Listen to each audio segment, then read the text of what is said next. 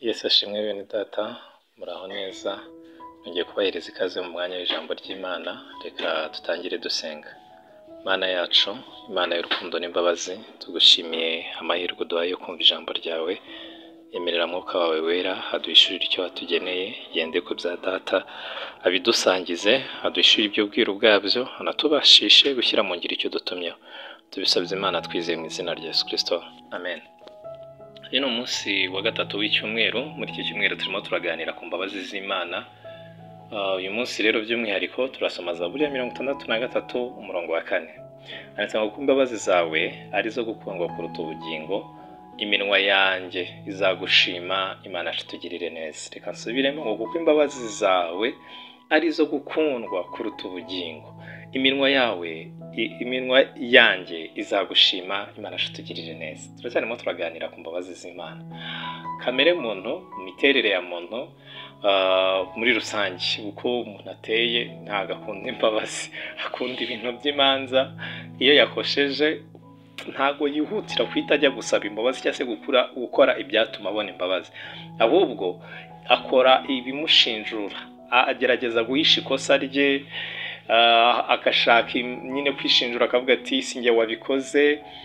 Byaba binagaragarira amaso ko ari we wabikoze, akavuga ati ariko umuntu wabiteye ni kanaka, ati impamvu nabeshye nuko nyine ubuzima bwari bumeze gutya, tune sinari kubigenza gute. Ugasanga ikosa ryikoyeho arishyize ku buzima, akavuga ati se ubwo nari kubigenza gute, ko impamvu ati kumurakarira se ko ari we wabiteye, ko ari we watangije ibibazo, ikibazo akakikura akagishyira ku wundi.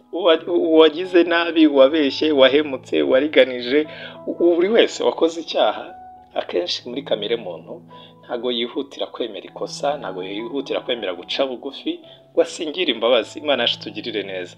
Araburana agashaka kwerekana yuko ari umwere, naho byaba bigaragarira amaso, ikosa ryikuraho akarishyira ku bandi cyangwa se ku bindi bintu, akavuga ati nibyo byabiteye, ati impamvu nakosheje kuriya ni kiriya cyabiteye. Imana itugirire neza. Kiriya kibazo, iriya mpamvu niyo yabiteye kugira ngo nkore kuriya. Imana itugirire neza. Kwemera intege nke ntabwo biba muri kamere muntu, kereka umuntu wenyine wagezweho na mwuka wera, kuko Yesu Kristo yaravuze ngo uwo mwuka wera naza azemeza abantu iby'ibyaha byabo. Havuyeho mwuka wera biragoye kugira ngo umuntu yemere ikosa, biragoye kugira ngo umuntu ace bugufi abashe kwakira imbabazi z'Imana. Ahora yishinjura, ahora yerekana ko ari umwere, ahora yerekana nyine ibintu bimukuraho ikosa, akanashiftinga akarishyira ku bindi. Ariko uwamurikiwe na mwuka wera we biremera. Imana itugirire neza. Mu isezerano rya kera, mu intangiriro y'ubuzima, abantu ba mbere bakosheje, Adamu na Eva bakoze icyaha, ari icyaha kigaragarira amaso. Imana ibibona ko babikoze, nabo ubwabo babibona. Imana irababaza ngo mwakoze cyaha, ngo ntago ari jyewe, ngo ni umudamu wamaye. Umudamu nawe ati ni inzoka. Buri wese kugira ngo yemere ikosa byari bigoye, yahitaga rishiftinga kundi. None Adamu we yabaye igitangaza, ikosa arishyira ku mugore no ku Mana kugira ngo agaragare ko ari umwere, avuga ati ni wa mugore wamaye. Bivuze ngo ikibazo kiri ku mugore kandi ni nawe wanamumpaye, iyo utaza kumumpa nta kibazo cyari kuba kirimo. Imana itugirire neza. Mbifurije gukora ibituma mwakira imbabazi. Imana itugirire neza. Imbabazi kuko nizo gukundwa, zifite imbaraga ziruta izimanza zose. Aho kugira ngo utinde muri izo manza wishinjura, ikosa urishyira ku bandi, rekeraho kora ibituma ubona imbabazi, kuko imbabazi zifite imbaraga kuruta imanza zose. Yakobo yandika aravuze ngo imbabazi zifata urubanza ngo zikarutsinda, hanyuma zikarwishima hejuru. Nta rubanza na rumwe rwarusha imbaraga imbabazi. Aho imbabazi zigeze, imanza ziragamburuzwa. Imanza uko zaba zimeze, zivuga ngo zifata imyanzuro ivuga ngo turamuhanisha ibi, turabikora gutya. Iyo imbabazi zihageze, zinyuzamo umukato, zinyuzamo umurongo muri za manza zose, zirayigamburuza, zitesha agaciro imanza zose. Aho imbabazi zigeze, mwifurije gukora ibituma ubona imbabazi mu gihe icyo ari cyo cyose. Imana itugirire neza.